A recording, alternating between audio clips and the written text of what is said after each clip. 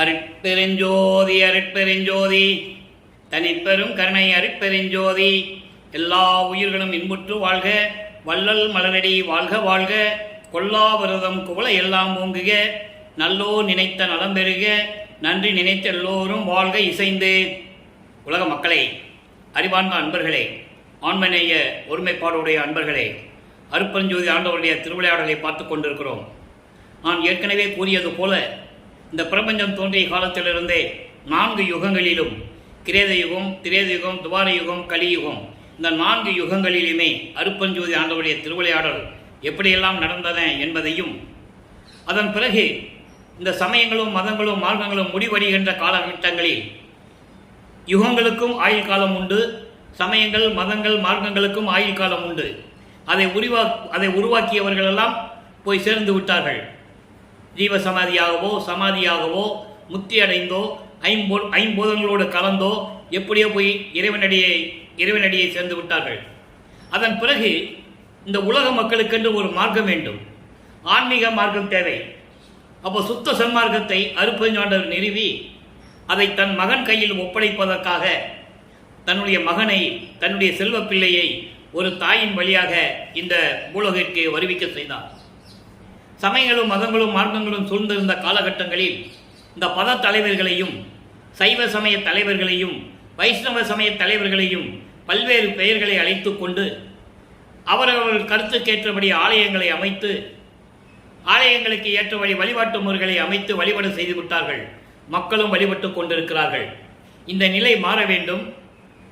சமரச சுத்த சன்மார்க்கம் மக்களை பரவி எல்லாவற்றையும் சுத்த சன்மார்க்கத்தில் சேர்த்து எல்லா மக்களும் இன்புற்று வாழ வேண்டும் என்பதற்காகவே நமது பிள்ளை பெருமானவர்கள் இந்த மண்ணுலகிற்கு, இந்த பூலகிற்கு வருவிக்க விட்டார்கள். அப்போ அருட்பெருஞ்சாண்டவருடைய திருவிளையாடலை நாம் பார்த்து கொண்டிருக்கிறோம். எப்படியெல்லாம் தன் மகனுக்கு அருளை செய்தார், எப்படியெல்லாம் திருவிளையாடல் நடந்தது. சமயங்களும் மதங்களும் மார்க்கங்களும் சூழ்ந்திருந்த காலகட்டங்களில் தன் மகனை மதங்களிலும் மார்க்கங்களுடைய நெறிகளிலும் பின்பற்றி கொண்டு அந்த சமயங்களையும் மதங்களையும் மார்க்கங்களையும் சொல்லப்பட்ட சங்கற்ப விகற்பங்களையெல்லாம் பின்பற்றி கொண்டிருந்தார் நமது பிள்ளை பெருமானவர்கள். ஏன்னால் அது காலத்தின் கட்டாயம் இருந்துதான் ஆகணும். அதன் பிறகு தன் மகனுக்கு எப்படி சுத்த சன்மார்க்கத்தை கொடுத்து ஆட்கொண்டார் என்பதையும், 1823ஆம் ஆண்டு கலியுகத்தினுடைய இறுதி கட்டத்தில், கலியுகம் 1900 ஆண்டுகளில் முடிந்துவிட்டது என்பதை நமது பிள்ளை பெருமானவர்கள் நமக்கு அருளியிருக்கிறார்கள். 1823ஆம் ஆண்டு தொடங்கி 30/1/1874 இரவு 12 மணி வரையிலும் 51 ஆண்டுகள் எப்படி திருவிளையாடல் நடந்தது என்பதை தான் திருவெற்பாவிலிருந்து, ஒவ்வொரு பதிகத்திலிருந்தும், ஒவ்வொரு திருமுறையிலிருந்தும், ஒவ்வொரு பாடலிலிருந்தும் நாம் பார்த்து கொண்டிருக்கிறோம். அந்த வகையில் பார்க்க வேண்டிய பாடல் 106வது பாடல், திருவருள் முறையீடு 1ஆம் திருமுறை. பாடல் எல்லாம் கவனிங்க. அதற்கு முன்னால் இதுவரையில் நடந்த திருவிளையாடலின் ஒரு சுருக்கம். அப்போ தன் மகனை வருவிக்க செய்யும் போது இங்கே பூலோகத்திலே ஒரு தாயின் கருவறையிலிருந்து தன் மகனை வரவழைக்க வேண்டும். அந்த வகையிலே ஒரு தாயின், அதாவது உபசாரத்தால் பெற்ற தாய் என்பால் ஒருத்தி என்று கூறுவார், வளர்ப்பமனை கூறுவார். அப்படிப்பட்ட தாயின் கருவறையிலே நான் இருக்கும்போது எனது தந்தை எப்படியெல்லாம் அருள் செய்தார் என்பதை நமக்கு தெளிவுபட அருளி இருக்கிறார்கள். கருவறை இருட்டாக இருக்கும்போது இருட்டாக இருக்கிறதே என்று மகன் கூறும்போது அருட்பெருஞ்சாண்டவர் கருவறையிலே சென்று ஒளிகாட்டியதையும், பசி என்று சொல்லும்போது கருவறையிலே சென்று தன் மகனுக்கு அருளமுத ஊட்டியதையும், அதன் பிறகு தென்றல் காற்று வீசியதையும், புழுக்கமாக இருக்கிறதே, உடம்பு புழுக்கமாக இருக்கிறது சொல்லும்போது தென்றல் காற்று வீசியதையும், அதன் பிறகு இந்த பூலோகத்திற்கு வருவிக்கின்ற பிறகு 5 மாத குழந்தையாக இருக்கும்போது நமது இறைவன் குழந்தை இறைவனாக இருக்கும்போது தில்லையிலே தரிசனம் காட்டி வெட்ட வெளியாக காட்டியது. தில்லை தளத்திடையே திரைதூக்க தரிசித்த போது வெய்வகை மேல் காட்டாதே எந்தனக்கே வெளியாய் காட்டிய மெய்புறமா மெய்ப்பொருளே என்று கூறுவார். அதன் பிறகு தன் மகனை அவர் பார்க்கவே இல்லை. வருவிக்க உற்ற 1ஆம் ஆண்டிலிருந்து இந்த 8 ஆண்டுகள் வரைக்கும் அருட்பெருஞ்சாண்டவர் தன் மகனுக்கு எந்த விதமான அருளையும் கொடுக்கவில்லை. 9வது ஆண்டு தொடக்கத்தில், வருவிக்க உற்று 9வது ஆண்டு தொடக்கத்தில் தன் மகன் முன் தோன்றி எழுந்தருளி, மகனே, என்னால் வருவிக்க உற்றவன், உனக்கு முன்பருவம் பின்பருவம் காட்டி அருள் செய்வேன் என்று கூறி புன்னகைத்து விட்டு சிரித்து விட்டு மறைந்து விடுகிறார். அப்போ நமது பிள்ளை பெருமானவர்களுக்கு இறைவனால் வருவிக்க உற்றவன் என்ற நிலை மட்டும் தெரிகிறது. மற்ற நிலைகளெல்லாம் மறைப்பு நிலையில் இருக்கிறது. அந்த வகையில் இருந்து கொண்டு நமது பிள்ளை பெருமானவர்கள் 9வது ஆண்டிலிருந்து 12 ஆண்டுகளுக்குள் எப்படி இறைவனிடம் முறையீடு செய்கிறார், அதை தான் நம்ம முதல் படியாக பார்த்துக்கிட்டு இருக்கோம். இப்போ 106வது பாடல், எம்மதம் ஆட்டும் அரியோய் என் பாவி இடும்பை நெஞ்சை மும்மதம் யானையின் காலில் இட்டு இடறினும் மொய் அனல் கண் விம்மதம் ஆக்கினும் வெட்டினும் நன்று உன்னை விட்டதன் வெம்பதம் நீங்கள் என் சம்மதம் கான் எவ்விதத்தினுமே. இது பாடல் உங்களுக்கு புரியாது. இறைவன் கொடுத்த விளக்கம் எளிமையாக இருக்கும், கேளுங்க. அதாவது இந்த ஆணவம், செருக்கு, அகங்காரம் எல்லாம் ஒன்றுதான். இப்படி எதுவாக இருந்தாலும் இதையெல்லாம் ஆட்டி வைக்கும் ஒப்பற்ற இறைவனே, என் பாவி மனம் மும்மதம் கொண்ட யானை போல. மும்மதம் என்பது ஆண் யானைக்கு மதம் பிடித்து விட்டால் எப்படி ஆக்ரோஷமாக அழிக்குமோ, எப்படி ஆக்ரோஷமாக சுற்றி திரியுமோ, அதுபோல அந்த மும்மதத்தை என்ன சொல்கிறார் இறைவன்? கண்ண மதம், கபோஜ மதம், பீஜ மதம், இப்படி 3 விதங்கள் இருக்கின்றன. இது விளக்கங்கள் நிறைய இருக்கு. அதெல்லாம் விளக்கம் சொன்னோம்னா நம்ம திருவிளையாடலை சொல்ல முடியாது, நேரம் பத்தாது. இந்த 3 மதங்கள், மும்மதம் என்றது அதான். இது ஒரு ஆண் யானைக்கு ஏற்படக்கூடிய மதம். மதம் என்பது தலைக்கு ஏறி தன்னுடைய கோபம், ஆணவம், செருக்கு, கோபத்தை தலைக்கு ஏறினால் யானைக்கு மதம் பிடித்து விடும். அப்போ அது என்ன செய்யறதுன்னு அதுக்கே தெரியாது. அட்டகாசம் பண்ணும், அட்டுழியம் பண்ணும், காடுகளை அழிப்பது, எதிரியவர்களை அடித்து கொள்ளுவது, இப்படி நிலைகள்லாம் வரும். அப்போ அந்த மாதிரி யானை மும்மதம் கொண்ட ஆண் யானையின் காலில் வைத்து மிதித்தாலும் சரி. யாரை சொல்றாரு? அவரை சொல்றாரு. ஏன்னா அவர் நெஞ்சம் அந்த மாதிரி துன்பப்பட்டு கொண்டு இருக்கிறதாம். பாவி நெஞ்சம், இடும்பை நெஞ்சம் என்று சொல்லுகிறார்.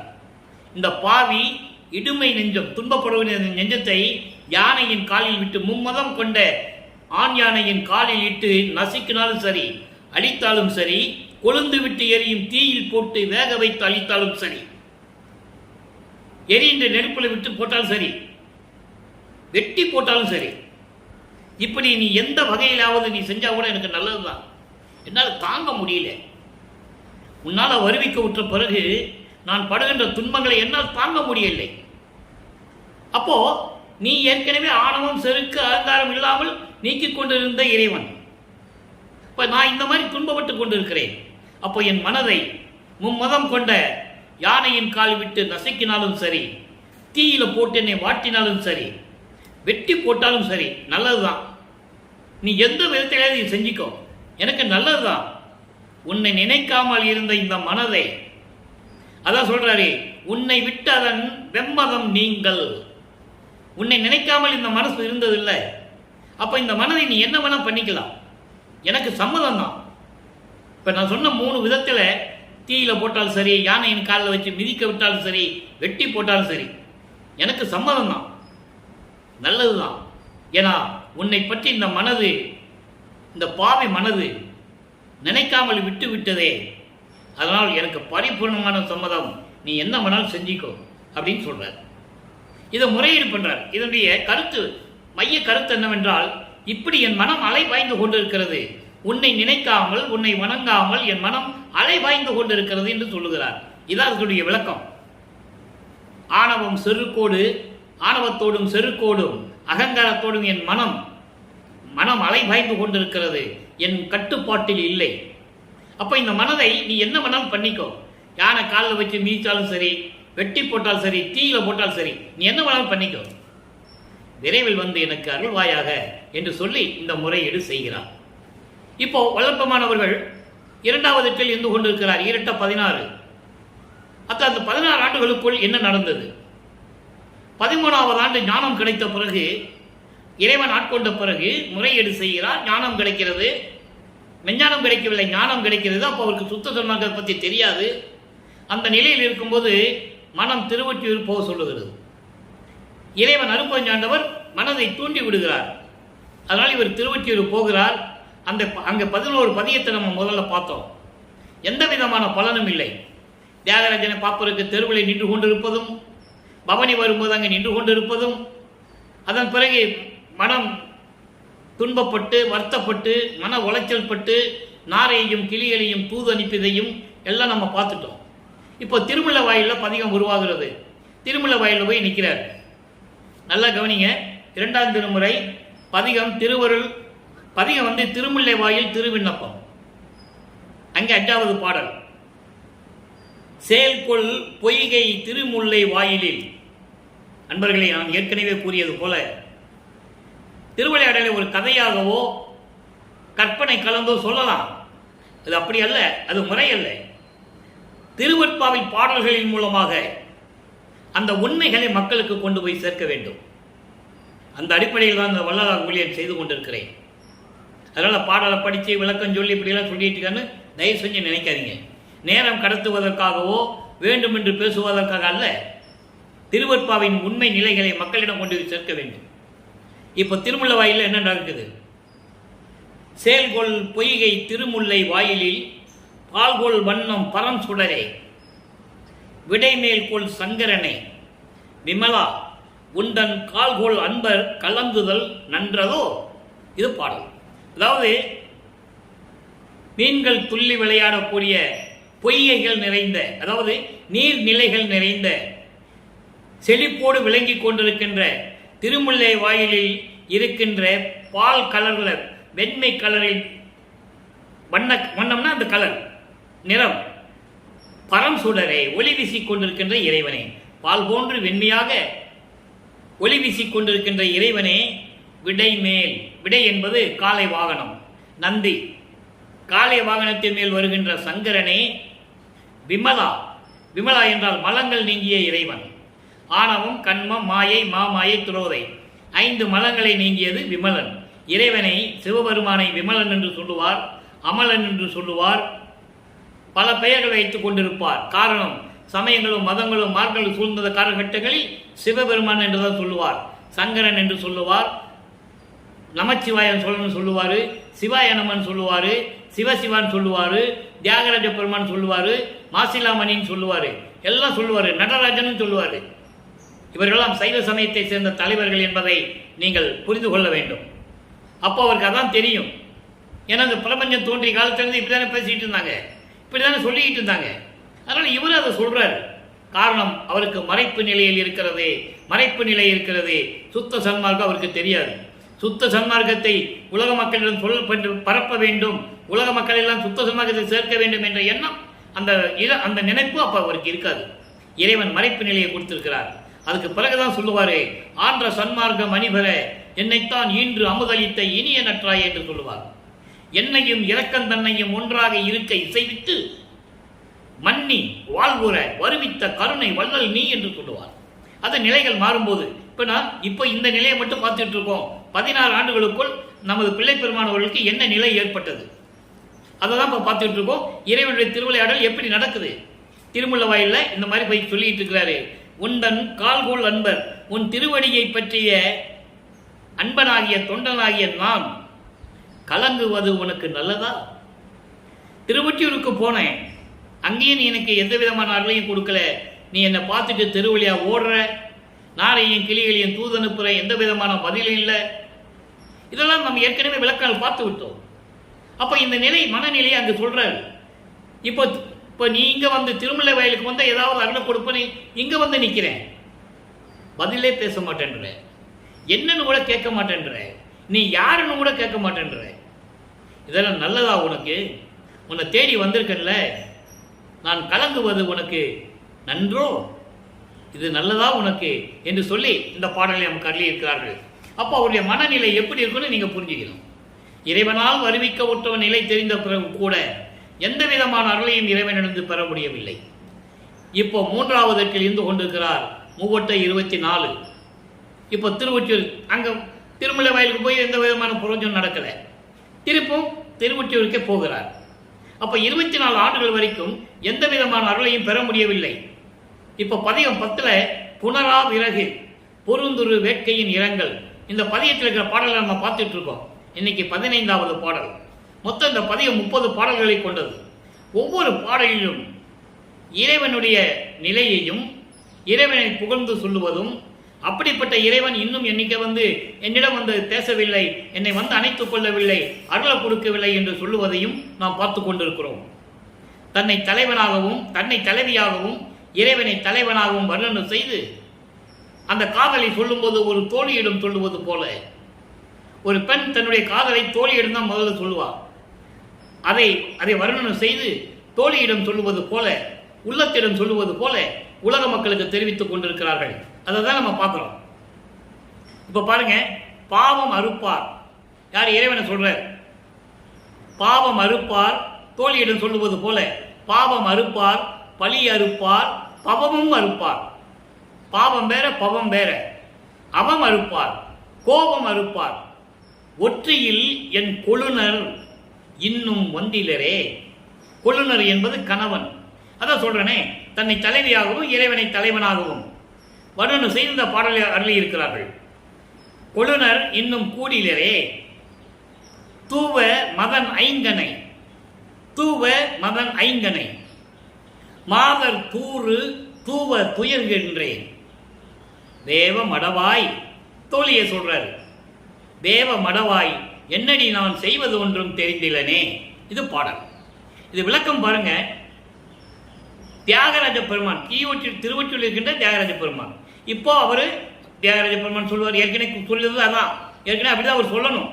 காலத்துக்கு கட்ட அவர் தெரியாது. அவருக்கு சமயங்களும் மதங்களும் மார்க்கங்களும் இப்படிதான் சொல்லிக்கிட்டு இருந்தன. வேதங்களும் ஆகமங்களும் இப்படிதான் சொல்லிக்கிட்டு இருக்கு. அப்போ பாவம் அறுப்பார், பாவங்களை நீக்கிறவர், ஊழ்வினைகளை நீக்கிறவர். பழி அறுப்பார், பழிகளை எல்லாம் நீக்கக்கூடியவர். பவமும் அறுப்பார். பவம் என்பது பிறப்பு இறப்பு என்ற ஒரு துன்பம். அவத்தை என்று சொல்வார் வளர்ப்பமானவர்கள். 7 கடல் அவத்தை விட்டு நீங்கினேன் என்று சொல்லுவார். அது நம்ம 6ஆம் திருமுறையில் பார்க்க போறோம். இங்கே பவம் அறுப்பார், பிறப்பு இறப்பு என்ற நிலைகளை நீக்கக்கூடியவர். அவம் அறுப்பார். அவம் என்றால் துன்பம். துன்பங்கள், துயரங்கள், இடர்கள், பயம் எல்லாமே அதில் வந்துடும். அதனாலதான் அவம் என்று சொல்றார். தனித்தனியா சொல்லாம அவம் என்று சொல்கிறார். அவம் என்றால் துன்பங்கள், துயரங்கள், இடர்கள், பயம், அச்சம் எல்லாமே அதில் வந்துடும். மயக்கம் எல்லாம் அதில் வந்துடும். அப்படி நீக்கக்கூடிய இறைவன் கோபம் அறுப்பார். சினத்தை நீக்கக்கூடிய இறைவன், அப்படிப்பட்ட இறைவன் ஒற்றியுள் இருக்கிறார்.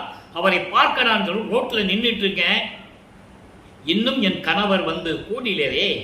இன்னும் இறைவன் என்னோட அணைத்துக் கொள்ளவில்லையே, சேர்ந்து கொள்ளவில்லையே. நான் தேடிக்கொண்டிருக்கிறேன், அவரும் வந்ததில்லை. நான் தேடி போயும் அவர் என்னை என்ன என்று கேட்பதில்லை என்று சொல்லுகிறார். தூவ மதன் ஐங்கனை. மதன் காமக்கணைகளை தொடுத்துக் கொண்டிருக்கிறான். அதாவது எனக்கு காமம் ஏற்பட்டு விட்டது இறைவன் மேல், என் கணவன் மேல். இயற்கை தானே, ஆணும் பெண்ணும் காமம் கொள்வது இயற்கை. அதை இப்படி சொல்றாரு. மன்மதன் 5 கணைகளை, காமை கணைகளை எனக்கு தூது விடுகிறான். அப்படின்னு அர்த்தம், என்னை காமம் சூழ்ந்து கொண்டது. இதை நீக்க இறைவன் வர வேண்டும். அதான் கூடிலரேன்னு சொல்லுகிறார். அடுத்து சொல்றார் பாருங்க, மாதர் தூறும் தூவ துயர்கின்றேன். பெண்கள் எல்லாம் என்னை அவதூறாக பேசுவதை கேட்டு வருத்தி கொண்டிருக்கிறேன். இங்க ஏன் பெண்கள் சொல்றாரு? என தன்னை ஒரு பெண்ணாக உருவகப்படுத்தியதால் அங்க இருக்கவங்க பெண்கள் சொல்றாரு. இப்படிப்பட்ட தோழியே, இப்படிப்பட்ட இறைவன் இன்னும் என்னை சேரவில்லையே, நான் என்ன செய்வதென்று தெரியாமல் திகைத்துக் கொண்டிருக்கிறேன் என்று கூறுகிறார். இப்போ இந்த பாடலின் மூலமாக வல்லப்பமானவர்கள் உலக மக்களுக்கு தெரிவிப்பது பாடலுடைய மைய கருத்து. இவர் திருவொற்றியூரில் இருந்து கொண்டிருக்கிறார். வருவிக்க உற்று 24 ஆண்டுகள் ஆகிவிட்டது. இறைவன் எந்த அருளையும் கொடுக்கவில்லை.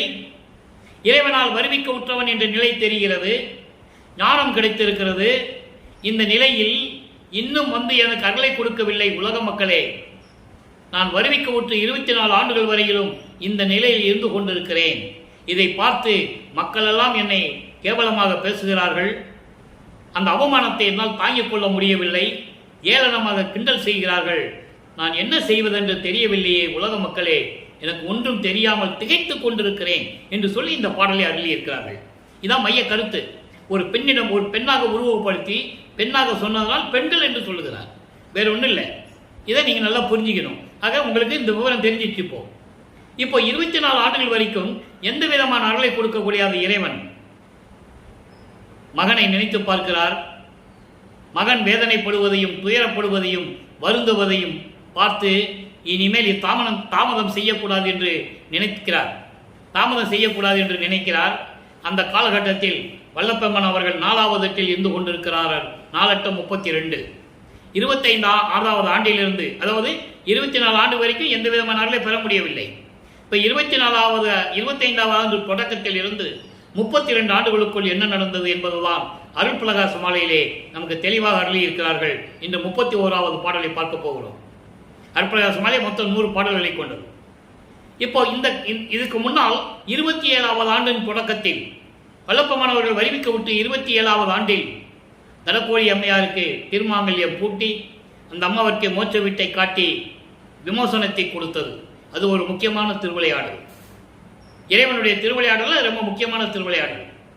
அதற்காகத்தான் இவர் வருவிக்க உற்ற அந்த குடும்பத்தில், அந்த சொந்தத்தில் தனக்கோழி அம்மையார் ஒரு பெண்ணாக வருகிறார். அந்த பெண்ணுக்கு இவர் தாய் மாமனாகிறார். அதை நீங்க நல்லா புரிஞ்சுக்கணும். இது ஏற்கனவே நிர்ணயிக்கப்பட்டது. அது பாடலில் இருக்கு. இவர் பூலோகத்துக்கு வர முன்னாலே ஏற்கனவே நிர்ணயிக்கப்பட்டது. அங்கே எல்லா உரையாடல் நடந்ததெல்லாம் திருவிற்பாவில் இருக்கு. அது நம்ம விளக்கத்தை நம்ம ஏற்கனவே பார்த்துருக்கோம். இப்போ சுருக்கமாக நீங்க மனசுல வச்சுக்கங்க. இது நடந்தது, ஏற்கனவே விண்ணுலகத்தில் நடந்தது. அதன்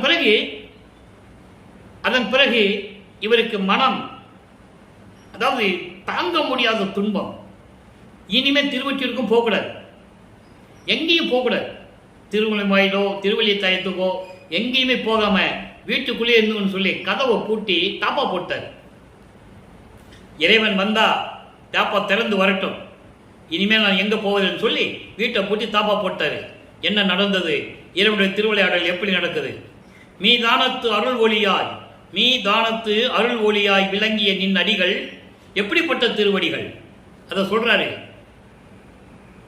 அப்படிப்பட்ட திருவடிகள் மிக வருந்த நடந்து இரவில் வினையேன் தன் பொருட்டாக சீதன கதவுதனை திறப்பித்து பூட்டின கதவை இறைவன் வந்துதான் திறக்கிறார். அவருடைய அருளால் கையை கட்டினா என்ன போகுது? தாப்பா திறக்க போகுது, தாப்பா விலக போகுது. திறப்பித்து சிறியேன் செங்கையில் ஒன்று அண்டர்லைன், அதான் முக்கியமான வார்த்தை. ஒரு அருள்கொடை, ஒன்று என்பது அருள்கொடை. என்ன அருள்கொடை என்பது பின்னால் நம்ம பார்க்க போறோம். ஒவ்வொரு விதமா ஒவ்வொரு நாள் சொல்லுவார். அங்கு ஒரு அருள்கொடைன்னு சொல்லிடுவாரு. ஒவ்வொரு நாள் கொடுத்ததை அருள்கொடைன்னு தான் சொல்லுவாரு. அது விளக்கத்தை 6ஆம் திருமுறையில் சொல்லுவாரு. அதை தான் நம்ம பார்க்கிறோம். ஒன்று கொடுத்து இனி சிறிதும் அஞ்சேல் இங்கு இந்த பூலோகத்தில் மாதானத்தவர் சூழ வாழ்க என உரைத்தாய். மாமணியின் திருவருளின் வன்மை எவருக்கு உள்ளது? ஓ தானத்தவர் தமக்கும் உணர்வரிதாம் பொருளே, ஓங்கிய சிற்றம்பலத்தே ஒளி நெடுஞ்செய்யும் பதியே. இது பாடல். இந்த பாடலை விளக்கம் பாருங்க, நல்லா கவனிக்கும் நண்பர்களே. இறைவனுடைய திருவிளையாடல் எப்படி நடக்குது, 32வது ஆண்டு எப்படி நடக்குது, நல்லா கவனிக்கணும். ஏன்னா 33வது ஆண்டுல அவர் சுத்த சன்மார்க்கத்தை வாங்குறதுக்கு சிவஞான வெளிக்கு போயிட்டார். அதுக்கப்புறம் அவர் சென்னையில் இல்லை. அதை நீங்க மனசுல வச்சுக்கணும். அதனுடைய திருவிளையாடல் அப்பப்போ வரும்போது உங்களுக்கு விளக்கம் வரும். இப்போ அந்த பாடத்தில் விளக்கம் பாருங்க. மீதானத்து அருள் ஒளியாய். மீதானம் என்பது அங்கே சிவஞான வெளி, சுத்த சிவஞான வெளி, மேன்மையான இடத்தில். மீதானம் என்பது மேன்மையான இடம். மேன்மையான இடம் என்பது கடவுள் இருக்கக்கூடிய இடம். கடவுள் இருக்கக்கூடிய இடம் சுத்த சிவஞான வெளி. அதான் 16வது வெளி. சமயங்கள், மதங்கள், மார்க்கங்கள் 12 நிலைகளை கடந்து ஞானசரியை, ஞானக்கிரியை, ஞானத்தில் யோகம், ஞானத்தில் ஞானம், அந்த நிலையில் இருப்பது. பரவெளி, பரம்பர வெளி, பராபர வெளிகளை தாண்டி பெருவெளியை தாண்டி மேலே இருக்கிற சுத்த சிவஞான வெளி. அதான் மீதானத்து வெளியில் அருள் ஒளியாய் அருட்பெருஞ்சோதியாய். அருள் ஒளி என்பது அருட்பெருஞ்சோதியாய் விளங்கிய நின் அடிகள், நின் திருவடிகள், உன்னுடைய திருவடிகள். எப்படிப்பட்ட திருவடிகள் சொல்றாரு? அப்படிப்பட்ட திருவடிகள் மிக வருந்த இந்த பூலோகத்திற்கு வந்து மிகவும் வருந்தும்படி நடந்து இரவில் இந்த வினையேன், இந்த பாவப்பட்டவன் இருக்கும் இடத்தை நினைத்து கொண்டு சீதான கதவுதனை, சீதான கதவு என்பது அழகான தெருக்கதவு, கலை நுட்பத்தோடு செய்த தெருக்கதவு. அதான் சீதான தெருக்கதவு என்று சொல்லுகிறார். கலை நுட்பத்தோடு செய்யப்பட்ட அந்த தெருக்கதவை திறந்து தெரு வழியாக நடந்து வந்து கால் வலிக்கும்படி நடந்து வந்து, எப்படிப்பட்ட திருவடிகள்! சுத்த சிவஞான வெளியிலே இருக்கின்ற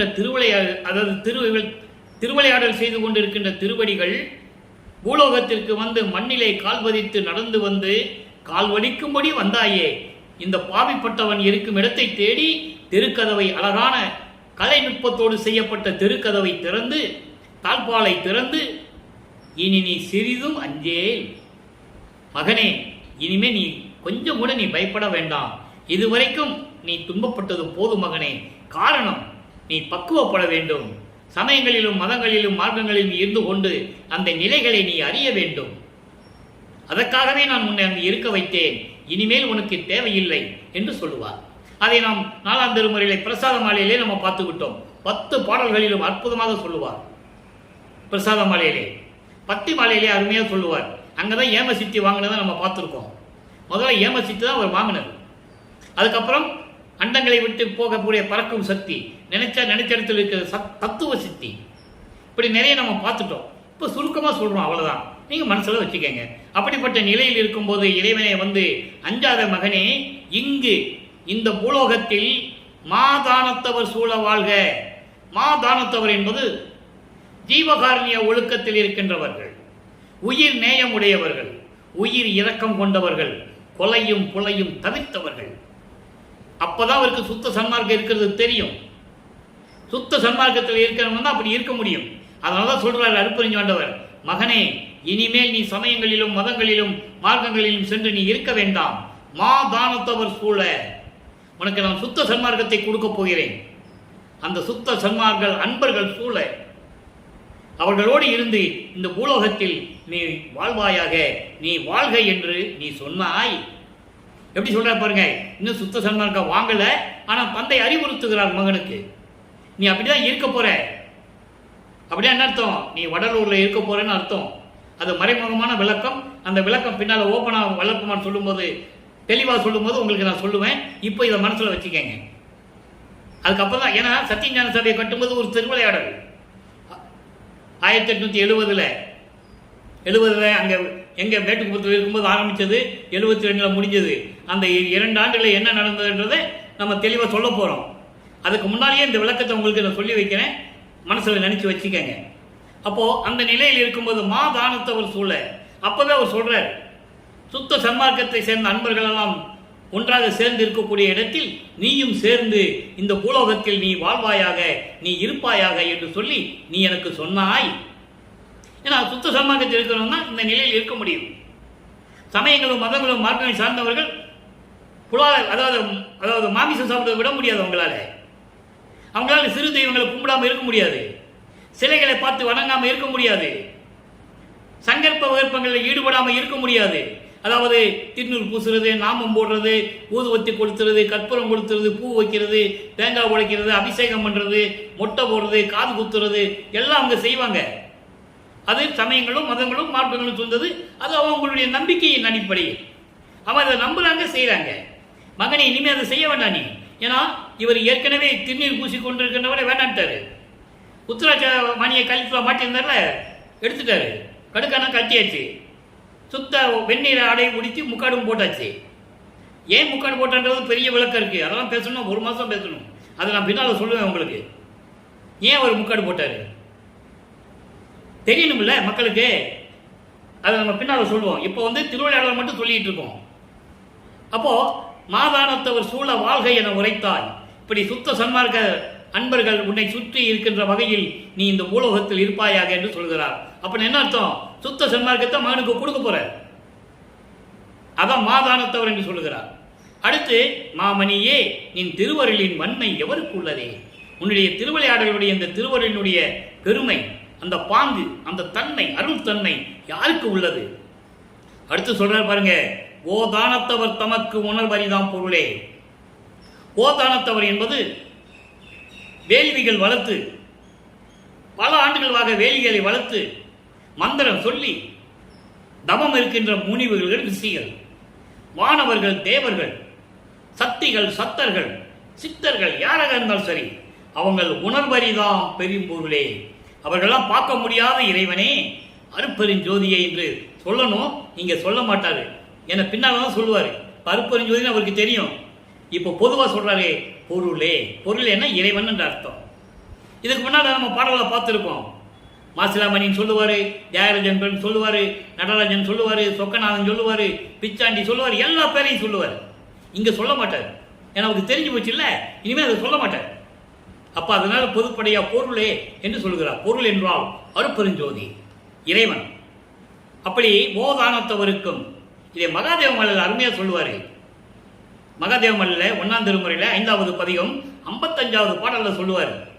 கற்பங்கள் பல கோடி செல்ல தீய கனலிடு ஊசி மேல் காலை ஊன்றி நிற்பவருக்கும், அதான் இங்க சொல்றாரு ஓதானத்தவர்,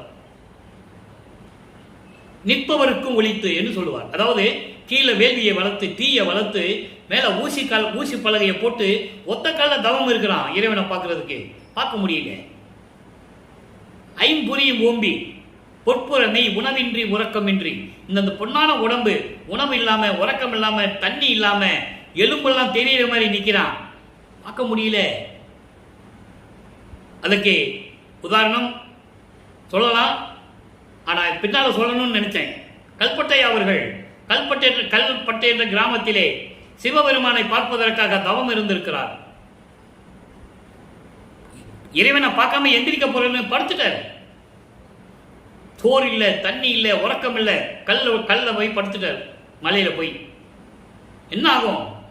எலும்பெல்லாம் தெரிகிற மாதிரி எல்லாம் உருகி கண்ணில் மட்டும்தான் கண்ணு தெரியுது, உயிர் இருக்கு, எலும்பு தான் இருக்கு, பூனை பாறையில் ஒட்டிக்கிடுச்சு, எடுக்க முடியாது, அவரை எடுக்க முடியாது, எல்லாம் ஒட்டிக்கிடுச்சு பாறையோட. அதன் பிறகுதான் சிவபெருமானுடைய அசைரிய வாக்கு கேட்டு ராமலிங்கம், அவர் பேரு ராமலிங்கம் தான், ராமலிங்கம் என் மகன் வருவான், உன்னை அழைத்து செல்லுவான் என்று சொன்ன பிறகு நமது பிள்ளை பெருமானவர்கள் வல்லற்பமானவர்களுக்கு சென்றவரை கூட அவர் எழுந்து கொள்ள அவரை கூட்டிக் கொண்டு இங்கே வடலூருக்கு வருகிறார். இதுவும் ஒரு திருவிளையாடல். இது திருவட்பாவிலே இல்லை, ஆனால் அதற்கான ஆதாரங்களோடு உங்களுக்கு நான் சொல்ல கடமைப்பட்டிருக்கிறேன். அதை பின்னால் வரும்போது சொல்லுவேன். பின்னால் அந்த நிலைகள்லாம் வரும். தர்மசாலையை எப்படி இறைவனுடைய திருவுருளால் அமைத்தார் என்பது சொல்லும்போது கல்பட்டையோடைய நிலை அங்கே வரும். ஆக இது ஏன் சொல்றேன் என்றால், இப்படி உணவின்றி உறக்கமின்றி நிற்பவருக்கு ஒழித்து என்று சொல்லுவார். அப்போ கூட அவங்க இறைவனை பார்க்க முடியவில்லை. அமரருக்கு ஒழித்து, நீ யோகர் மொழிவுக்கு ஒழித்துன்னு சொல்வார் அந்த பாட்டில். அதான் இங்க சொல்றாரு, ஓ தானத்தவர் தமக்கும் உணர்வரிதான் பொருளே. அப்படிப்பட்டவர்களும் உணர முடியாத பார்க்க முடியாத இறைவனே, ஓங்கிய சிற்றம்பலத்தை ஒளி நடை செய்யும் பதியே. ஓங்கிய சிற்றம்பலத்தை ஒளி நடம் செய்யும் பதியே. சிற்றம்பலத்திலே அருளோடு விளங்கிக் கொண்டு திருவிளையாடல் செய்து கொண்டிருக்கின்ற எனது இறைவனே என்று சொல்லி இந்த பாடலை அருளியிருக்கிறார்கள். இந்த பாடலுடைய மைய கருத்து, இறைவனை எப்படியாவது இறைவன் தான் வர வேண்டும் என்று சொல்லி கதவு பூட்டின பிறகு இறைவன் வருகிறார். நடந்து வந்து தன் மகனை தெருக்கதவை திறக்க வைத்து, மகனே அஞ்சாதே, இனிமேல் நீ துன்பப்பட வேண்டிய அவசியம் இல்லை என்று சொல்லி ஒரு அருள் கொடையை கொடுத்து, இந்த பூலோகத்திலே மீதானத்தவர் மாதானத்தவர், அதாவது சுத்த சன்மார்க்கத்தை சேர்ந்த அன்பர்கள் சூழ நீ இங்கே இருப்பாயாக, நான் பின்னால் வந்து உனக்கு அருளை கொடுக்கிறேன் என்று சொல்லி எல்லாம் கொடுத்துட்டு மறைந்து விடுகிறார். போயிட்டார் அவர். அதுக்கப்புறம் என்ன நடந்தது? 6ஆம் திருமுறையில் என்ன சொல்றாரு? அருள் விளக்கமாலை பதிகம் 37 13வது பாடல். திருப்பி இறைவனை கூப்பிடுறாரு. நாட்கள் நெருங்கி கொண்டிருக்கிறது. இப்போ வல்லற்பமானவர்கள் 5வது இடத்தில் இருந்து கொண்டிருக்கிறார். 40 ஆண்டுகளுக்குள் வருவிக்க விட்டு 40 ஆண்டுகள் ஆகிறது. அப்போ 33வது ஆண்டிலிருந்து 40 ஆண்டுகளுக்குள் என்ன நடந்தது என்பதை பார்க்கிறோம். நல்ல கவனிங்க. உண்ண உண்ண தெவிட்டாத தித்தித்து என் உடம்போடு உயிர் உணர்வும் கலந்து கலந்து உள் அகத்தும் புறத்தும் தன்னிய வண்ணம் பரவ பொங்கி நிறைந்து அங்கே ததும்பி எந்தன் மயமெல்லாம் தன்மயமாக்கி, அண்டர்லைன், எந்தன் மயமெல்லாம் தன்மயமாக்கி எண்ணிய எண்ணமெல்லாம் எய்த ஒளி வழங்கி இலங்குகின்ற பேரொருளாம் இன்னமுத திரளே. இது எல்லாமே ஒரே வரி. இப்போ நம்ம படித்ததெல்லாம் ஒரே விளக்கம் தான், பின்னால் சொல்கிறேன். இன்னமுதத்து திரளே புண்ணியமே என் பெரிய பொருளே. அங்க பொருள்னு சொன்னாரா, இங்கேயும் சொல்றாரு.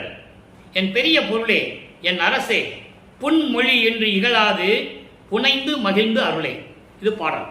இந்த பாடலுடைய கருத்து என்னவென்றால், விளக்கம், அதாவது உண்ண உண்ண சாப்பிட சாப்பிட திகிட்டாம இருக்குமே இனிப்பு, அது போல உன்னை நினைக்க நினைக்க நினைக்க நினைக்க தெவிட்டாது. என் உடம்போடு தித்தித்துக் கொண்டிருக்கிறது. என் உடம்பு உயிர் உள்ளம் கலந்து உணர்வும் கலந்து என் உள்ளத்திலே கலந்து உள்ளத்தில் அகத்திலும் புறத்தும் சூழ தேகம் சூக்கும தேகம், உள்ளையும் சரி வெளியும் சரி, தண்ணிய வண்ணம் பரவ, அதாவது ஆனந்தம் பொங்க. தண்ணிய என்பது குளிர்ந்த நிலை, குளிர்ந்த நிலை என்பது ஆனந்தம், பேரானந்தம். அந்த ஆனந்த நிலையில் உடம்பெல்லாம் பரவ, உடம்பெல்லாம் பரவ பொங்கி நிறைந்து அங்கே ததும்புகிறது. எப்படி? எந்தன் மயமெல்லாம் என்னுடைய தன்மையை எல்லாம் உன்னுடைய தன்மையாக்கி.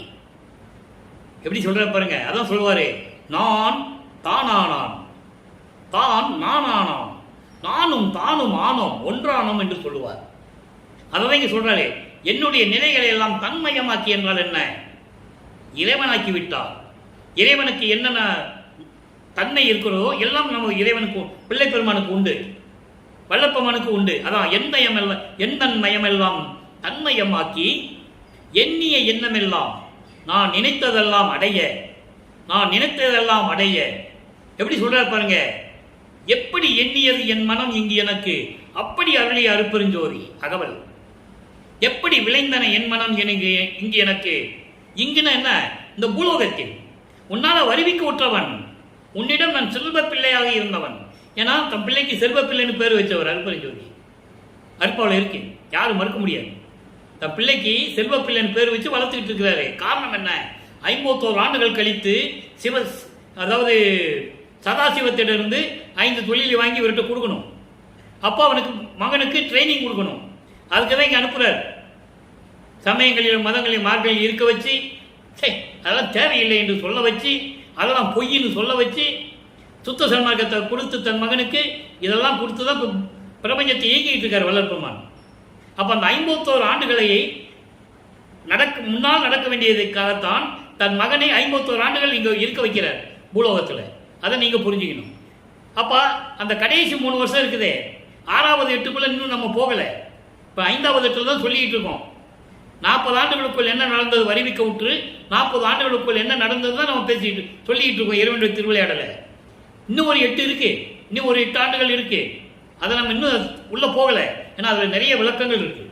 முதல்ல இது முடியட்டும் முதல்ல, அதுக்கப்புறம் அதுக்குள்ள போவோம். கடைசி ஃபைனல் 3 வருஷம் இருக்குல்ல, அதான் கிளைமேக்ஸ். அந்த கிளைமேக்ஸ் நடக்க போறத முதல்ல சொல்றாரு அவரு. எந்தன் மயமெல்லாம் தன்மயமாக்கி நான் எண்ணிய எண்ணமெல்லாம் எய்த அடைய, நான் அடைய ஒளி வழங்கி. ஒளி என்பது, ஒளி வழங்கி என்பது அருட்பெருஞ்சோதியை வழங்கி, அருட்பெருஞ்சோதியை வழங்கி. அப்போ அருட்பெருஞ்சோதி வாங்கிட்டார். திருவருள் செங்கோலாட்சி மட்டும் தான் வாங்கணும், மீதெல்லாம் வாங்கியாச்சு. அப்போ அருட்பெருஞ்சோதியை வாங்கி விளங்குகின்ற பேரருளாம் இன் அமுத திரளே. அமுத திரளேன்னு என்ன? அப்படியே ஒரு திரட்டு மாதிரி அமுதம் ஒரு கிண்ணத்தில் வச்சு கொடுத்தா எப்படி இருக்கும், அந்த மாதிரி இருக்கின்ற இறைவனே, எல்லாரையும் எனக்கு கொடுத்து விட்டு பேரருள் போல விளங்கி கொண்டிருக்கின்ற அப்படிப்பட்ட அமுது போன்ற இறைவனே, புண்ணியமே, நான் செய்த புண்ணியமே, என் பெரிய பொருளே, என் அருட்பெருஞ்சோதி ஆண்டவரே. பெரிய பொருள் என்ன? பிரபஞ்சத்துக்கு முதல் இறைவன், முதல்வன் என்று சொல்லுவார், முன்னானவனே என்று சொல்லுவார், எல்லாருக்கும் முன்னால் தோன்றியவன், ஆதியம் எந்தமில்லா அருட்பெருஞ்சோதி, சுயமாக தோன்றிய இறைவன். அப்படிப்பட்ட இறைவனே, என் அரசே, நான் சொல்லுவதெல்லாம் இகழ்ந்த சொல்கள் என்று இகழாது, நான் சொல்லுவதெல்லாம் தேவையில்லை என்று நீ இகழாது, எல்லாவற்றையும் ஏற்றுக்கொண்டு தள்ளிவிடாமல், சின்ன பையன் பாடுறான், விண்ணப்பம் வைக்கிறான், முறையீடு பண்றான்னு நீ நினைக்காம எல்லாவற்றையும் ஏற்றுக்கொண்டு புணர்ந்து ஏற்றுக்கொண்டு மகிழ்ந்து எனக்கு அருள வேண்டும் என்று சொல்லுகிறார். இப்போ இறைவன் வந்தாகணும். மகன் கூப்பிட்டார்ல, இப்ப இறைவன் வந்தாகணும். இறை திருக்காட்சி 43வது பதியம், இறை திருக்காட்சி 1வது பாடல். இப்ப இறைவன் வரணும். கவனிங்க, அருள் எல்லாம் அளித்த அம்பலத்து அமுதை, தன் பெற்ற அருளை சொல்லுகிறார். அருள் எல்லாம் அளித்த அம்பலத்து அமுதை அருப்பெருஞ்சோதியை. இங்க அருப்பெருஞ்சோதின்னு சொல்லுவாரு. ஏன்னா சுத்த சன்மார்க்கத்தை வாங்கியாச்சு. சுத்த சன்மார்க்கத்தின் கடவுள் அருப்பெருஞ்சோதி, பிரபஞ்சத்தின் கடவுள். யாரும் அருப்பெருஞ்சோதியை பத்தி சொல்லல, எல்லாம் மண்மூடி மறைச்சிட்டாங்க. அதான் சொன்னாரு. மண்மூடி மறைச்சது என்னன்றீங்க? இதுதான் அருப்பெருஞ்சோதி. ஒரு கடவுள் இருந்ததை யாருக்கும் சொல்லலையே. ஆதி சிவன் சொன்னாங்க, சிவபெருமான் சொன்னாங்க. அப்புறம் இவங்க இஷ்டத்துக்கு அவங்களுக்கு ஏற்றபடி தியாகராஜ பெருமான், சொக்கநாதன், மதுரையில் சொக்கநாதன், திருநெல்வேலியில் சங்கரன், இப்படி பல பெயர்களை அழைத்துக் கொண்டிருந்தார்கள். அப்போ இந்த சைவ சமயத்தினுடைய தலைவன் சிவபெருமான் பல திருவிளையாடல்களை செய்து கொண்டிருந்தார். அந்தந்த காலகட்டத்தில் அந்தந்த பேர் வச்சுட்டாங்க. இவர் தான் அருப்பெருஞ்சோதின்னு சொன்னது. அப்படிப்பட்ட இறைவன் அருப்பெருஞ்சோதியை அரசை, ஏன்னா அருப்பெருஞ்சோதின்னு சொல்லிட்டா சுத்த சன்மார்க்கத்தில் இருக்கணும். சுத்த சன்மார்க்கத்தில் இருந்தா கொலையும் பிழையும் தவிர்க்கணும். உயிர்களை கொலை செய்யக்கூடாது. எல்லா உயிரும் தன் உயிர் போல பார்க்கணும். உயிர் இரக்கம் இருக்கணும், உயிர் நேயம் இருக்கணும், ஜீவகாரண்ய ஒழுக்கம் இருக்கணும், தனிப்பட்ட மனிதனுடைய ஒழுக்கம் இருக்கணும். இந்திரிய ஒழுக்கம், கர்ண ஒழுக்கம், ஜீவ ஒழுக்கம், ஆன்ம ஒழுக்கம் முடித்தளவு கடைபிடிக்கணும். ஒரு மனிதனால் அத்தனை ஒழுக்கங்கள் கடைபிடிக்க முடியாது, ஆனால் முடித்தளவு பண்ணணும். அதுதான் அத்தனை ஒழுக்கங்களை கொடுத்தது. அதனால தான் அருப்பெருஞ்சோதின்னு சொல்லணும். அருப்பெருஞ்சோதி சொல்லிட்டு திண்ணூர் பூசுறது, தேங்காய் உடைக்கிறது, பழத்தை உடைக்கிறது, ஆராதனை காட்டுறது, ஊதுவத்தி கொளுத்துறது செய்யக்கூடாது. உங்களுக்கு அது மாதிரி செய்யணும் மனசு இருக்கா? சமயங்களையும் மதங்களையும் மார்க்கங்களையும் இருங்க, தப்பு இல்லை. நமச்சிவாயா சிவாய நமன் திண்ணூர் பூசிக்காங்க, தவறு இல்லை. அது உங்களுடைய நம்பிக்கை. சமயங்களையும் மதங்களையும் மார்க்கங்களையும் சேர்ந்த நம்பிக்கை. கோவிந்தா நாராயணன் சொல்லிக்கோ நாமம் போட்டு, அது உன்னுடைய நம்பிக்கை. ஆனால் சுத்த சன்மார்க்கம் என்று சொன்னால் இது செய்யக்கூடாதுன்னு தான் சொல்றாரு வல்லற்பமான். தெளிவா சொல்றாரு. ஒத்தாரையும் இழிந்தாரையும் நேர்கண்டு உவக்க உத்தரஞான சிதம்பரம் மலையில் சொல்லுவார். மகன்கிட்ட சொல்லுவார், மகனே ஏமாத்திட்டு வருவான், திண்ணூர் பூச்சிருப்பான், நாமம் போட்டிருப்பான், இங்க வந்து எல்லா பேரையும் சொல்லுவான், பார்த்துக்கோ. தெளிவா சொல்லுவார். எல்லாம் இருக்கே மக்களே, திருவட்பாவையில் அத்தனை விளக்கங்கள் இருக்கிறது. மக்களிடம் யாரும் சொல்லவில்லை. நீ புலாலும் அதாவது மாமிசம் சாப்பிட்டாலும் சரி, உயிர்கள் நீ கொலை செஞ்சாலும் சரி, இங்க வரக்கூடாதுன்றாரு.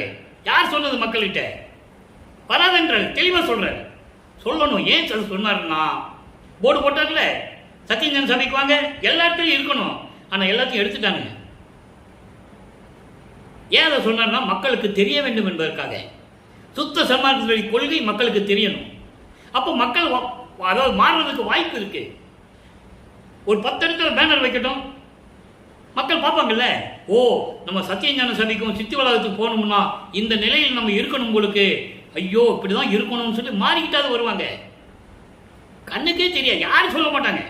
நீங்க வந்து பாருங்களேன், யாரும் சொல்ல மாட்டாங்க. கேட்டா கூட்டம் வராதான். கூட்டம் எதுக்கு? கூட்டம் எதுக்கு? சுத்த சன்மார்க்க மக்கள்கிட்ட சொல்லணும்னா நம்ம தான் செய்யணும் அதை. சரி, அது வேண்டாம், அது பெரிய விளக்கம், அது நமக்குள்ள போக வேண்டாம். இந்த பாடலை விளக்கம் பார்ப்போம். இறை திருக்காட்சி இறைவனை எப்படி வந்து அருள் கொடுக்கிறார். அருப்பெருஞ்சோதியை அரசை மருள் எல்லாம் தவிர்த்து, மருள் சொல்லிட்டார்ல, மாயைகளும் மயக்கங்களும் கொண்ட சமயங்களும் மதங்களும் மார்க்கங்களுடைய நெறிகளை எல்லாம் நீக்கி வாழ்வித்த மருந்தை, என்னை வாழ வைத்த இறைவனை, வள்ளலை, மாணிக்க மணியை, பொருளெல்லாம் கொடுத்து எல்லா விளக்கங்களையும் எல்லா அருள்களையும் எனக்கு கொடுத்து என் புத்தியில் கலந்த, என் அறிவினில் கலந்த, உள்ளதை உள்ளபடி எனக்கு சொல்லி என் அறிவினில் கலந்த புண்ணிய நிதியை, அப்படிப்பட்ட அருப்பெருஞ்சோதியை, மெய்ப்பொருளை, இயற்கை உண்மை விளக்க கடவுளாகிய அருப்பெருஞ்சோதியை, அதுதான் மெய்ப்பொருள்.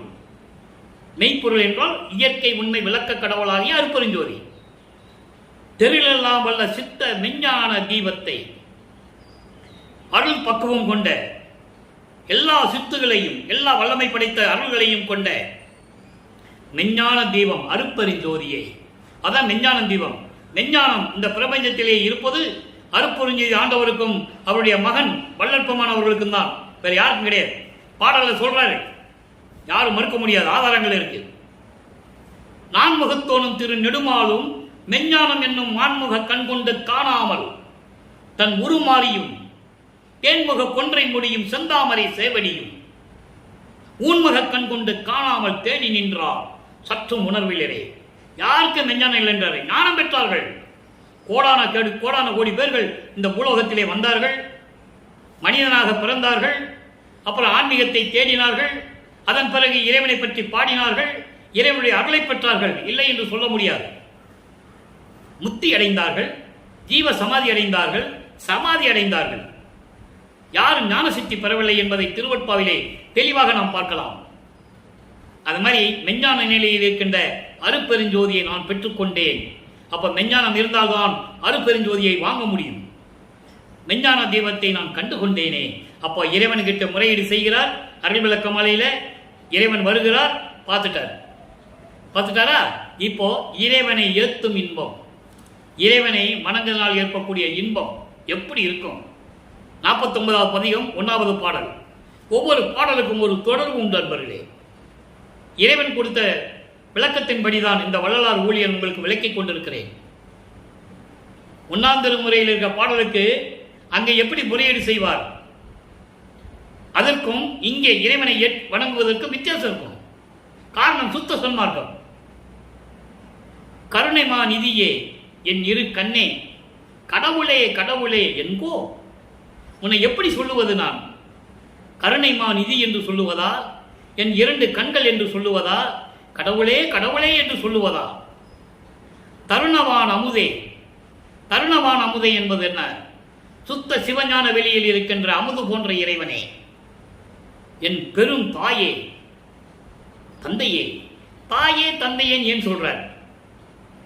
நல்லா புரிஞ்சுக்கணும். நீங்க என்னை ஈன்ற தந்தையே என்று சொல்லுவார்,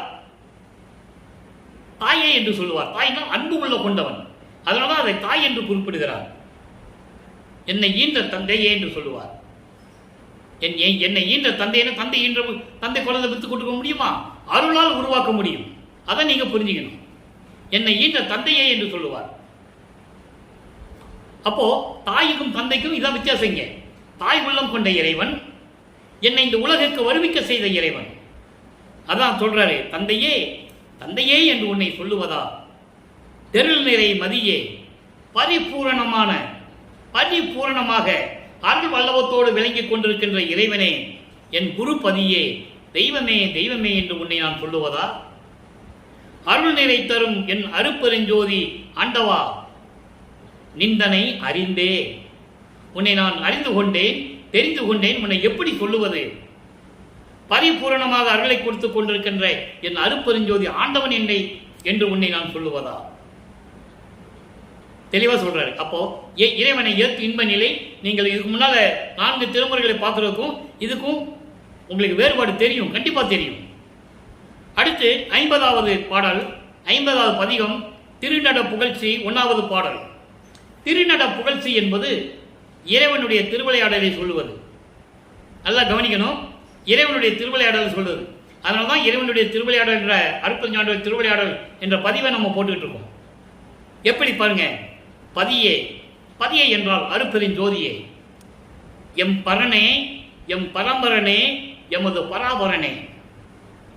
பரனே என்பது சுத்த தேகமுடைய இறைவன், பரம்பரனை என்பது பிரமண தேகமுடைய இறைவன், பராபரனை என்பது ஞான தேகத்தை உடையவன்.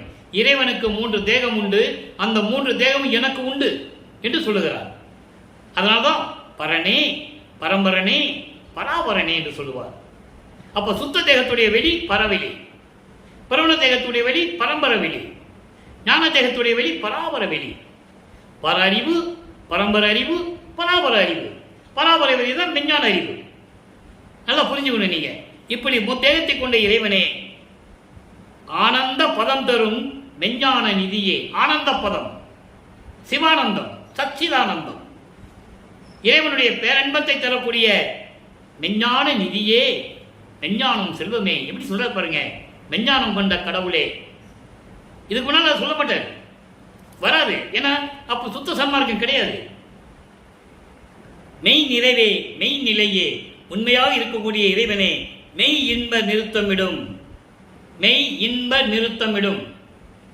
திருவிளையாடல் செய்து கொண்டிருக்கின்ற சுத்த சிவஞான வெளியிலே அருள்நடனம் செய்து கொண்டும் திருவிளையாடல் செய்து கொண்டிருக்கின்ற இறைவனே, என் தலைமை நிபுண மணி விளக்கே, நிபுண மணி விளக்கே. மெஞ்ஞான மணிவிளக்கே, அருட்பெருஞ்சோதியே, கதியே, என் அடைக்கலமே, என் அடைக்கலமே, என் கண்ணே, என் கண்மணியே, எனது உள்ளமே, எனது கருத்தே, என் கருத்தில் உற்ற கனிவே, என் உள்ளத்தில் கலந்து கொண்ட இறைவனே, கனிவான இறைவனே, கருணையும் தயவும் கொண்ட இறைவனே என்று சொல்லுகிறார். செல்வ செங்கனியே, கனி போன்ற இறைவன் என்று சொல்லுகிறார். துதியே, நான் வணங்கும் இறைவனே, என்றே மெய்கண்ட நான் மற்ற பொய்கண்ட தெய்வங்களை மெவுவேனோ? அருமையா சொல்லுவார். நான் எப்போதுமே உன்னைதானே உண்மையான கடவுள் என்று சொல்லிக் கொண்டிருக்கிறேன். மற்றவர்களை நான் வணங்குவேனா? வணங்க மாட்டேன். காரணம், நான் உன்னால் வருவிக்க விட்டவன், உன்னால் படைக்கப்பட்டவன். என்னை படைத்தவன் பிரமன் அல்ல, என்னை காப்பவன் திருமால் அல்ல என்று கூறுவார். எல்லா வழக்கும் திருவருட்பால் இருக்கு. அப்போ இந்த நிலையில் இருக்கும்போது அப்படிப்பட்ட என் துதியே, நான் வணங்கும் இறைவனே, என் துரையே, என் தோளா, என் உள்ளத்தை சுத்த நடம்புரிகின்ற சித்த சிகாமணியே, நிச்சயம் நடனம் புரிகின்ற அப்படின்லாம் சொல்லுவாரே. சுத்த நடனம் என்பது சுத்த சன்மார்க்கத்தை பெற்ற பிறகுதான் வரும். சுத்த சித்தாந்தம், சுத்த வேதாந்தம் அப்படிலாம் சொல்லுவார். ஆக சுத்த நடமுறுகின்ற சித்த சிகாமணியை என்பது என் உள்ளத்தில் அமர்ந்து கொண்டு திருவிளையாடல் செய்து கொண்டிருக்கின்ற எனது இறைவனே என்று சொல்லுகிறார். சரி, இப்போ பார்த்தாச்சு, இறைவனுடைய திருவிளையாடலை சொல்லியாச்சு. பெறா பேரு இறைவனுடைய அருள் மூலம் பெற்றதெல்லாம், அந்த பாக்கியமெல்லாம் யாரும் அடைய முடியாது. அதை விளக்கி சொல்லுவதுதான் இந்த பதிகம் 1வது பாடல். அதாவது, ஆவா என்று என்னை ஆட்கொண்டு அருளிய தெல்லமுதே. ஆவா என்று, ஆவா என்று என்பது, அதாவது இந்த பிரபஞ்சத்தில் இருக்கின்ற தேவர்கள், முனிவர்கள், ரிஷிகள் எல்லாம் வந்துடும். பதத்தலைவர்கள் இவர்களெல்லாம் அதிசயிக்கும்படி என்னை ஆட்கொண்டு அருளிய தெல்லமுதே, அம்மே, என் அப்பா, என் ஐயா, என் அரசே, சாவாத வரம் எனக்கு தந்த பெருந்தகையே. யார் இந்த பிரபஞ்சத்தில் சொன்னதே இல்லை. எனக்கு சாவா வரத்தில் இருக்கிறேன், நான் சாக மாட்டேன்னு யாரும் சொன்னதில்லை. இந்த பிரபஞ்சம் தோன்றிய காலத்திலிருந்து ஏற்பட்ட ரிஷிகள், முனிவர்கள், பதத்தலைவர், ஏன் பிரம்மனும் திருமால் கூட ஆயுள் உண்டு, செத்து தான் போகணும். திருவருட்பால் இருக்கு. திருமால் 10 அவதாரத்திலையும் ஒரு அவதாரத்தை எடுக்கணும், அந்த நோக்கம் முடிந்த உடனே இறக்கணும், திரும்பி பிறக்கணும். அப்படியே அவர் இருக்க முடியாது. மச்ச கூர்ம வராக பாமன நரசிம்ம பரசுராம திரேத யுகம். திரேத யுகத்தில் ராமன் அவதாரம் மட்டும்தான். துவார யுகத்தில் கிருஷ்ணனும் பலராமனும். அதன் பிறகு அயக்கிரவ அவதாரம், அது முடிஞ்சிருச்சு. அது சுத்த சன்மார்க்க காலத்தில் விளங்கும் என்று சொல்லுகிறார் வல்லப்பமானவர்கள். ஆக யார் இருந்தாலும் சரி, பிறக்கணும், இறக்கணும். பிறந்து பிறந்து செத்து செத்து பிறக்கும். தெளிவா சொல்லுவார். தேவர்களை நான் மதிக்க மாட்டேன், உன்னை மறக்கவும் மாட்டேன், மற்ற தேவர்களை மதிக்கவும் மாட்டேன் என்று சொல்லுவார். அந்த நிலையில் இருந்து கொண்டு சொல்லுகிறார், சாகாத வரம் எனக்கு தந்த பெருந்தகையே.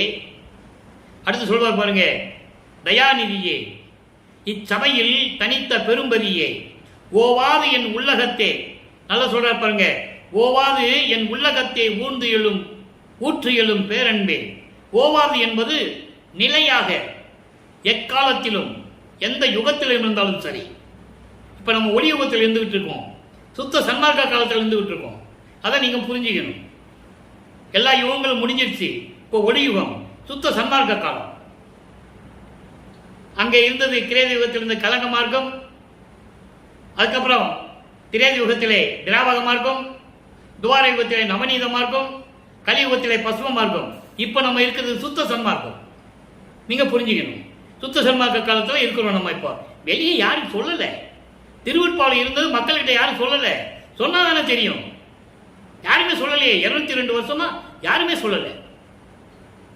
அப்போ இந்த யுகத்தில் இருக்கும்ல, அதனால ஓவாது என் உள்ளகத்தை இடைவிடாது தொடர்ந்து நிலையாக எக்காலத்திலும் என்னுடைய உள்ளத்தில் இருக்கின்ற பேரன்பே, உள்ளபடி என் அறிவில் மெய் அருளோடு உள்ளபடி உள்ளதை என் அறிவில் உள்ள பெரும் சுகமே, நீவாது. நீவாது என்பது நீக்கி விடாது, தள்ளிவிடாது, என் மொழிகளெல்லாம் நிலைத்த பயன் பெறவே. நான் சொன்ன வாக்குறுதிகள், நான் சொன்ன விண்ணப்பங்கள், முறையீடுகள் எல்லாமே நிலை பெறவே நித்திரை தீர்ந்தேன். நித்திரை தீர்ந்தேன் என்பது கடவுளாகிவிட்டேன். இறைவனுக்கு உறக்கம் இல்லை, பேர் உறக்கம், அறிந்துயிர். அதை தான் சொல்றாரு, நித்திரை தீர்ந்தேன். என்ன சொல்லுவாங்க, ரூம்ல போனாரு, பாய் விரிச்சிருந்தது, போனாரு, பாயில படுத்துக்கிட்டாரு, இப்படியெல்லாம் சொல்லியிருக்காங்க. யாரு? கூட இருந்த மாணவர்கள், கூட இருந்தவர்கள் எல்லாம் சொல்லியிருக்காங்க. அவர் சாப்பிடுவார்ப்பா, சாப்பிட்டு அப்படியே போய் பாயில போய் படுத்துக்குவாரு. அதெல்லாம் கிடையாது, அதெல்லாம் சும்மா பொய். நித்திரை தீர்ந்தேன், இரவு நீங்கி விடிந்ததுவே. அருமையான வரி. இரவு நீங்கி விடிந்தது என்றால் சமயங்களும் மதங்களும் மார்க்கங்களும் ஒளிந்து சுத்த சன்மார்க்கம் புழங்கி கொண்டிருக்கிறது. இதை இப்படியும் சொல்லலாம். இதுதான் சுத்த சன்மார்க்க விளக்கம். அறியாமை நீங்கி எனக்கு மெஞ்ஞானம் கிடைத்தது என்று சொல்லலாம். ஆனால் சுத்த சன்மார்க்க விளக்கம், இரவு நீங்கி என்பது சமயங்களும் மதங்களும் மார்க்கங்களும் ஒளிந்து சுத்த சன்மார்க்கம் நிலைத்து விட்டது. அதான் இதனுடைய விளக்கம். அன்பர்களே, இறுதியாக ஒரே ஒரு விளக்கம். அம்பலவாணர் வருகை 113வது பதிகம். இப்ப நம்ம இவ்வளவு தூரம் பார்த்தோம்ல, இப்ப கிட்டத்தட்ட 55 நிமிடம் நம்ம அந்த விளக்கத்தை சொல்லியிருக்கோம். இறைவனுடைய திருவிளையாடல இங்க 3 வரியில சொல்லிடுவார். அதுக்காக தான் இந்த விளக்கத்தை நான் உங்களுக்கு தரேன்.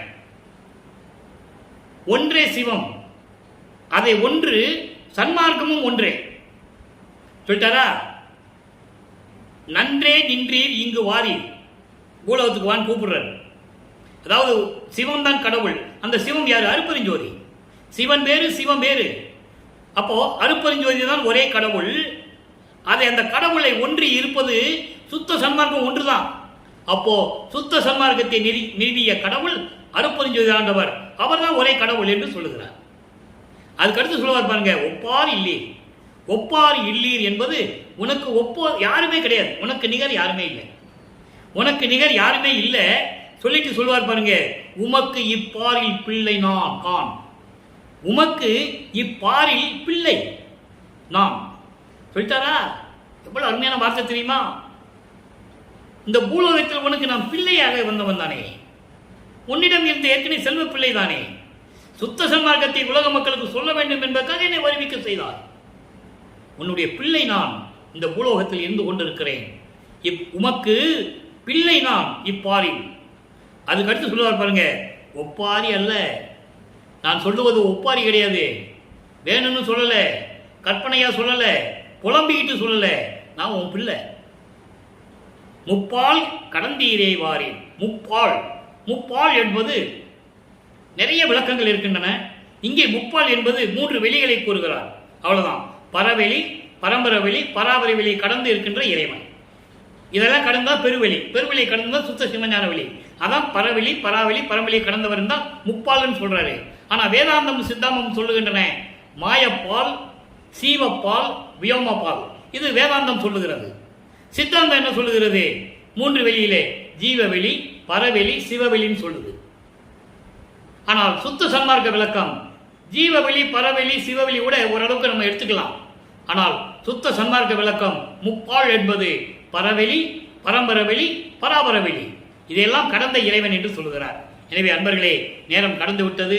இதுவரை இன்று இறைவனுடைய திருவிளையாடலை பார்த்து விட்டோம். நீங்களும் சுத்த சன்மார்க்கத்தில் இருந்து கொண்டு கொலையும் பிழையும் தவிர்த்து இறைவனை வணங்கி இறைவனுடைய அருளையும் செல்வங்களையும் பெற்று இன்பமோடு வாழ இந்த வள்ளலார் ஊழியன் இறைவனது தயவோடையும் கருணையோடையும் வேண்டி விடைபெறுகிறேன். நன்றி, வணக்கம். நாளையும் அருட்பெருஞ்சோதி திருவிளையாடல் தொடரும். கண்டும் கேட்டும் பார்த்தும் மகிழ்ந்தும் இறைவனை அருளை பெற்றுக் கொள்ளுங்கள்.